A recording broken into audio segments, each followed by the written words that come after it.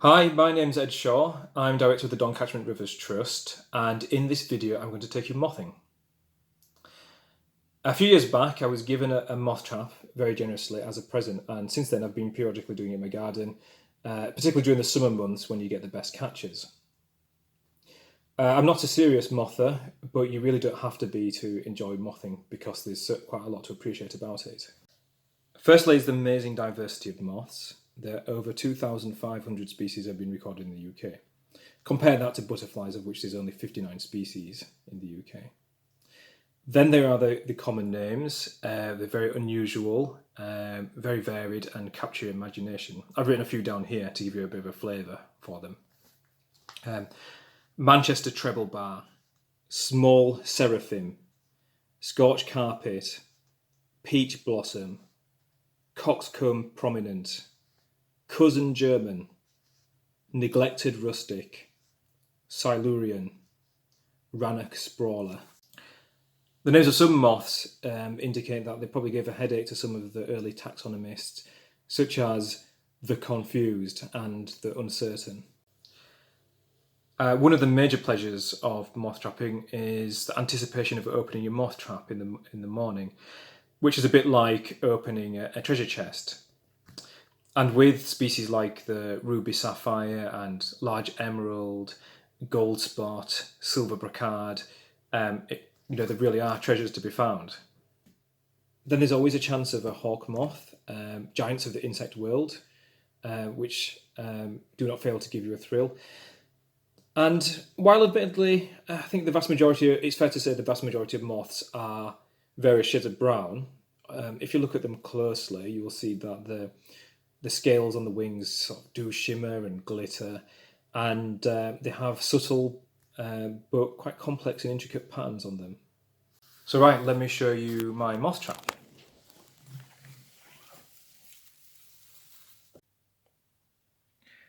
At the top here is a mercury vapor bulb, which emits a wide range of light frequencies, including ultraviolet light that is particularly attractive to moths.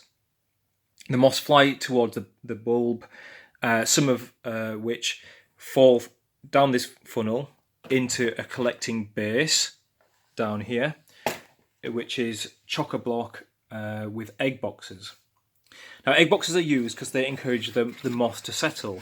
They are fairly rough, I imagine, because so is tree bark, and they have lots of nooks and crannies into which the moths like to crawl and go to sleep.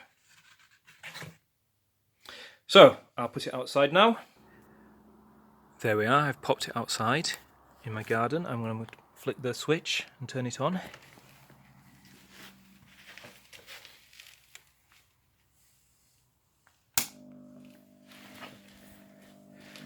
And voila.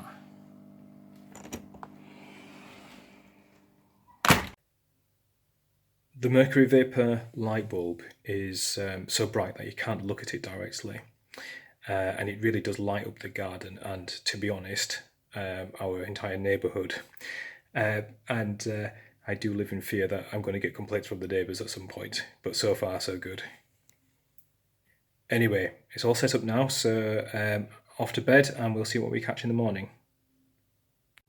Right, it's the morning after now. Here comes the exciting bit. Let's go and see what we've found.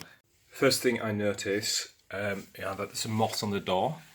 So there's one here, a geometric moth, and another moth up here. So the first thing to do is actually to have a look around the moth trap, because not all moths end up inside.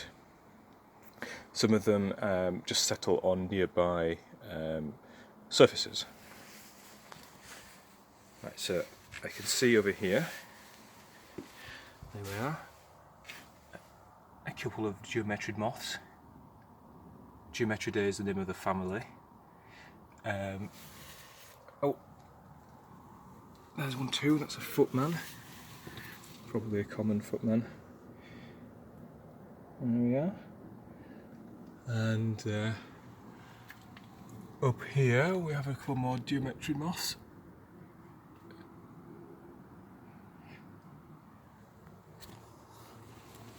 Down here, another geometric moth, a nice one with a green tinge, and I can see a little tiny moth over here, and there's one way above us too. Up here, another geometric moth. So it's looking very good. I don't normally have so many moths outside, so that is a very good sign. But here's the most exciting bit. Let's lift this up. Oh, I do notice that there's a little moth there. Yeah, on here. I'm not sure what family that belongs to, it's a small one.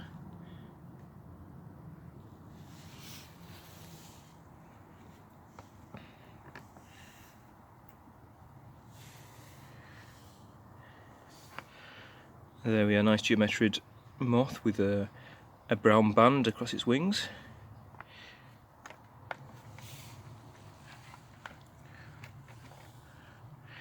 So let's have a quick scan around at first. No big moths, no obvious big moths, no hawk moths.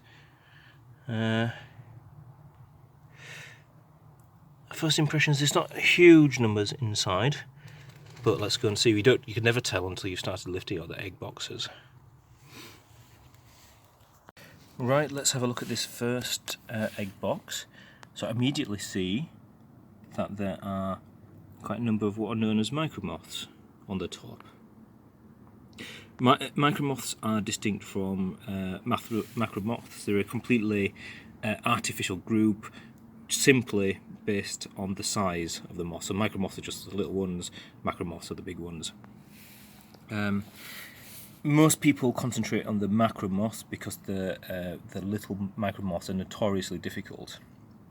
There's 900 species of macromoth in the UK, so the majority actually are micromoths, and people who get really proficient with macromoths often move on to the micromoths afterwards. So let's turn this over, see what's underneath. Wow, look at that. That is gorgeous. I used to do identification, but that was before I had a son, and I don't really have time anymore, so unfortunately my ID skills are actually going backwards. But I think this might be one of the famous peppered moths.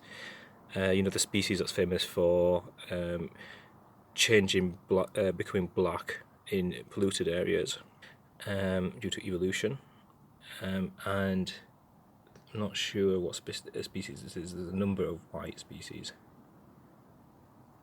Right, so let's have a quick look at what other things we've caught. Oh, how odd! Some kind of green foamy mass there. There you are, focusing. I wonder what that is. That looks like a dark arches. And there's a nice pretty geometric moth. Is it going to focus? There we are. Very nice. So there are a number of different families of moth you can catch in the UK. The two biggest are the Geometridae. Let me find a Geometridae for you. So a Geometridae moth has wings in this shape. Let me just focus. There we are. Right, so let's turn this over. Fabulous. A poplar hawk moth. Gorgeous, look at that. Now, not the biggest hawk moth, but you know, with that beautiful shape, it's certainly a spectacular species.